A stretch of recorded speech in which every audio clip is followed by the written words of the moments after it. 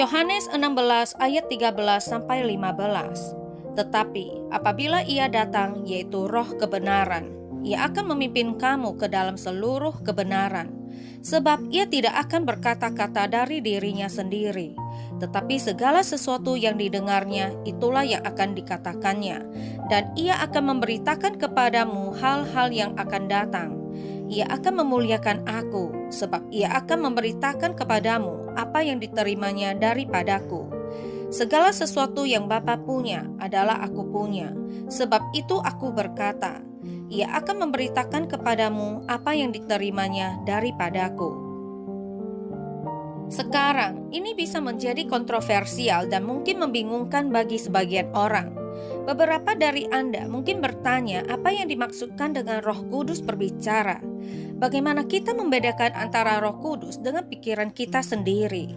Sejujurnya, banyak dari kita yang bergulat mengenai hal ini selama bertahun-tahun untuk memahami apakah Tuhan masih berbicara atau tidak, dan bagaimana membedakan antara suara Tuhan dan suara kita sendiri. Jadi, ada 5 cara mengetahui Roh Kudus berbicara. 1. Alkitab. Cara utama Roh Kudus berbicara adalah melalui Alkitab. Buku ini adalah otoritas terakhir dalam kehidupan orang percaya. Tuhan telah dengan sempurna menyatakan dirinya melalui Alkitab. Dan jadi kita tidak perlu menebak atau berspekulasi tentang siapa Tuhan itu atau apa yang Tuhan katakan, karena Dia memberitahu kita dalam Alkitab. Jadi ketika Anda membaca Alkitab, Roh Kudus menerangi Alkitab supaya menjadi hidup, sehingga kita dapat memahaminya. Jika Anda kesulitan membaca Alkitab Anda, berhentilah dan mintalah Roh Kudus untuk berbicara kepada Anda melalui Alkitab. Dari semua cara Roh Kudus berbicara kepada kita, ini adalah satu-satunya cara yang otoritatif. Tidak akan pernah ada buku Alkitab lain. Apapun yang Anda dengar, rasakan, atau dipimpin tidak akan pernah sama atau bertentangan dengan apa yang Tuhan katakan dalam buku ini. Jangan datang kepada saya dan mengatakan, demikianlah firman Tuhan, kecuali jika Anda mengutipkan saya sebuah ayat Alkitab. Apapun yang dikatakan orang lain harus sejalan dan dikonfirmasi oleh kitab suci. Inilah mengapa sangat penting bagi Anda untuk membaca Alkitab, mencintai Alkitab, dan mempelajari Alkitab. Karena jika Anda tidak tahu Alkitab, maka Anda tidak akan dapat mendengar Tuhan berbicara. Oleh karena itu, cara utama Roh Kudus berbicara adalah melalui Alkitab. Tetapi ada cara lain yang lebih kecil yang terkadang Tuhan komunikasikan dengan kita. 2. Dorongan atau gerak hati. Disinilah tiba-tiba Anda mendapatkan dorongan untuk membantu seseorang, melayani seseorang, atau mengatakan sesuatu yang biasanya tidak Anda lakukan. Tetapi Anda tahu itu adalah Roh Kudus yang mendorong Anda. Contohnya, ada seorang teman yang sedang mengemudi di mobilnya, dan entah dari mana seorang teman lama yang telah tidak berbicara dengannya selama setahun, dalam sekejap muncul di benaknya. Segera dia memiliki dorongan untuk mengiriminya sebuah ayat Alkitab yang sangat spesifik dan meneleponnya. Ketika dia melakukannya, pria itu bertanya, "Mengapa Anda menelepon saya dan mengapa mengatakan ini? Kamu tahu inilah yang saya butuhkan." Tentu saja tidak mungkin dia dapat mengetahuinya, tetapi Roh Kudus mengetahuinya. Roh Kudus mendorongnya untuk membantu orang lain. Ataupun ada pengalaman lain seperti Roh Kudus yang terkadang membangunkan seseorang pada jam 2 atau 3 pagi dan memberitahu nama seseorang untuk didoakan. Ada sesuatu yang spesifik yang mereka alami dan Roh Kudus berbicara melalui bisikan. 3. Beban. Terkadang Anda akan mendapatkan beban untuk suatu pelayanan, bangsa, orang, atau keputusan tertentu yang perlu Anda buat. Ini seperti dorongan tetapi tidak menghilang. Hal tersebut terus bersamamu dan hampir menghantuimu. Kemanapun Anda pergi dan kemanapun Anda lihat, Anda merasakannya. Ini akan membawa Anda ke tempat yang dalam atau doa, atau belas kasihan atas subjek tertentu. Bagi beberapa orang percaya, mereka menyukai misi. Mereka tidak harus memiliki Roh Kudus yang berbicara kepada mereka untuk memberitahu bahwa mereka harus murah hati. Tapi Alkitablah yang mengatakan demikian.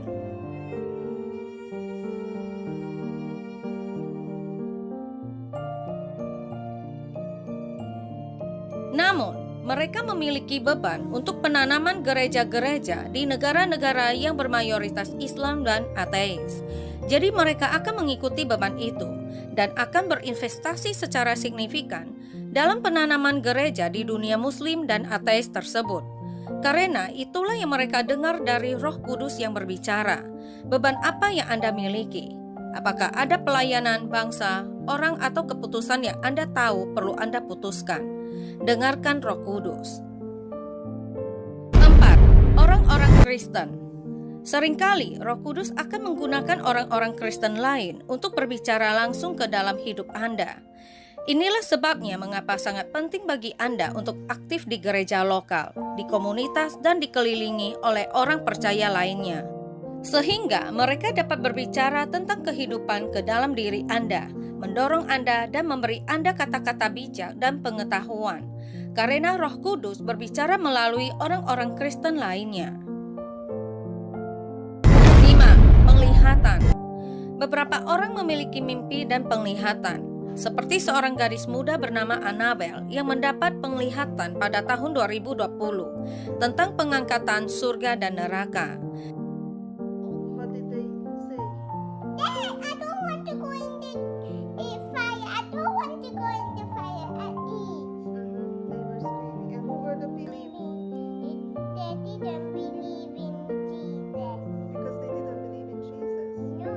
And they were in the fire. Yeah. And could they ever Semacam seperti mimpi saat Anda terjaga. Dia berkata, pengharapan terberkati kita sedang mendekat. Mereka yang menyesatkan orang-orang percaya sejati Yesus Kristus juga semakin dekat. Ini adalah peristiwa berikutnya yang harus terjadi pada waktu nubuatan Tuhan. Dia ingin semua orang yang menjadi miliknya siap dan menunggu, menantikan kedatangannya yang segera. Setelah semua orang percaya diangkat dan aman di surga, gerbang ditutup. Ada malaikat jahat yang mencoba masuk berseru bahwa mereka ingin masuk. Namun mereka tidak bisa, tidak akan ada iblis di surga. Hal itu bisa menjadi penglihatan masa depan, dan itulah Tuhan menuntun kita untuk selalu berdoa. Mimpi dan penglihatan itu nyata, dan mereka memang terjadi, dan itu adalah cara Roh Kudus memberitahu kita bagaimana berdoa. Tuhan berbicara dalam bisikan. Saya percaya bahwa Tuhan selalu berbicara. Masalahnya adalah kita tidak selalu mendengarkan. Seringkali kita berharap Tuhan berteriak pada kita, tapi sebaliknya Tuhan berbisik.